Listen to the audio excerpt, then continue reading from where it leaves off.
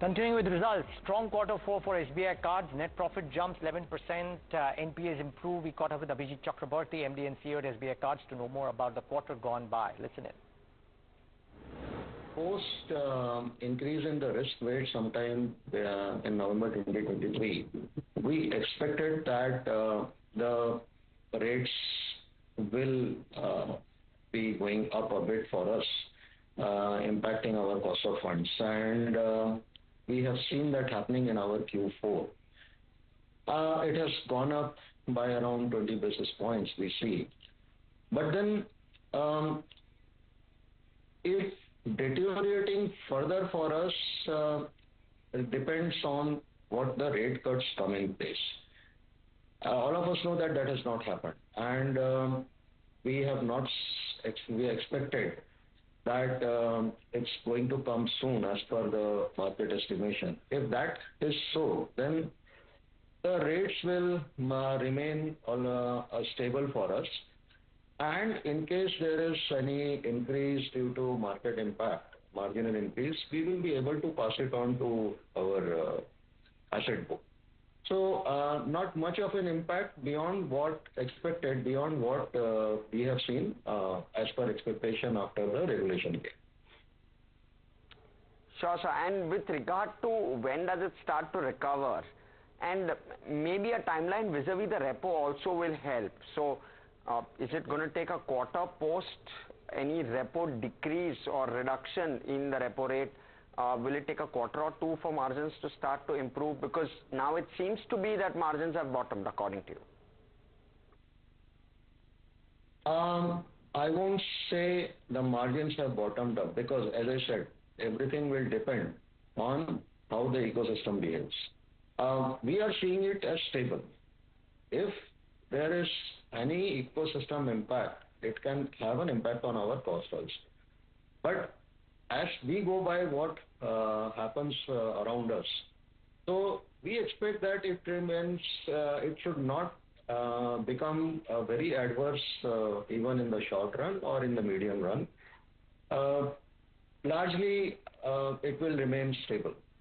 And regarding RBI's actions or whatever guidance they give, we will not be able to tell. Sure, take your point. Okay, understood.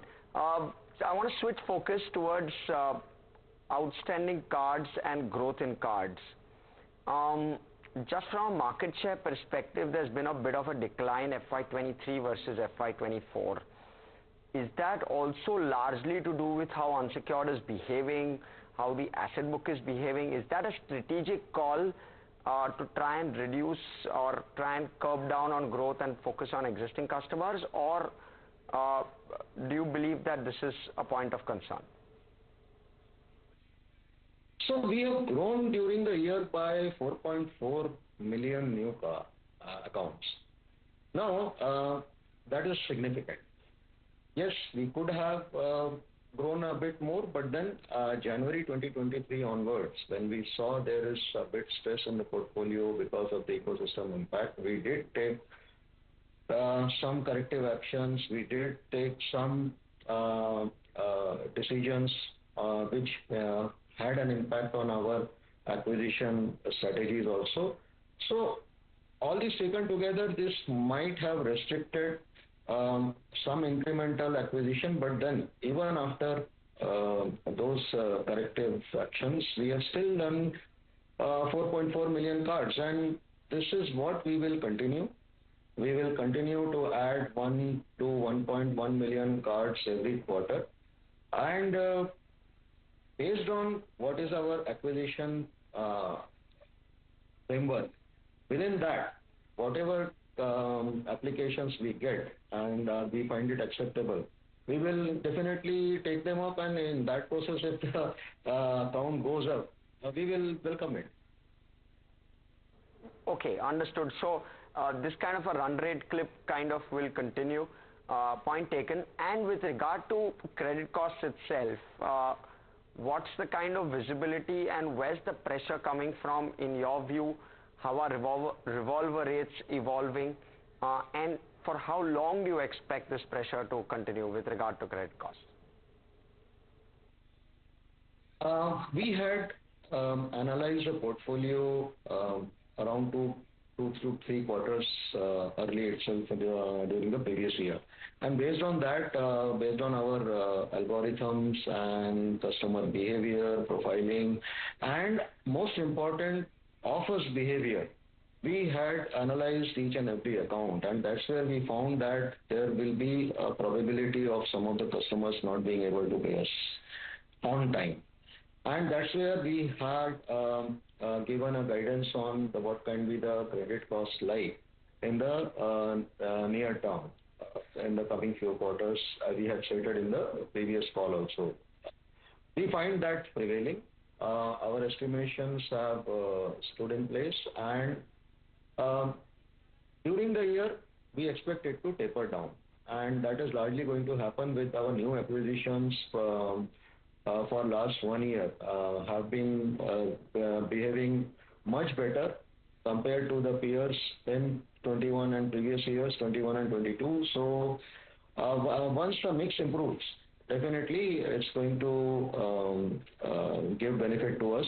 But since the current levels are going to continue for the short run, overall during financial year 25, we expect that it should remain above the indicative levels of around 7% and above we have stated. Okay, so that pressure to continue. With regard to Opex itself, it's tapered in Q4. Is this seasonality, or can we expect this as the revised base from where Opex will largely flatten? What should the expectation on Opex therefore be? The Opex and specifically the indicator cost to income is partly due to the seasonality because we had the festive season in Q3 where typically the cost goes up for us, and in the subsequent quarter it tapers a bit. And additionally, the corporate book which we had constructed based on the RBI guidelines that came in February, so to that extent also our cost part got reduced. So as we built up our corporate book again, the cost will be increasing, and it will stabilize around the previous levels of around 56 to 57% of the cost income ratio that we can.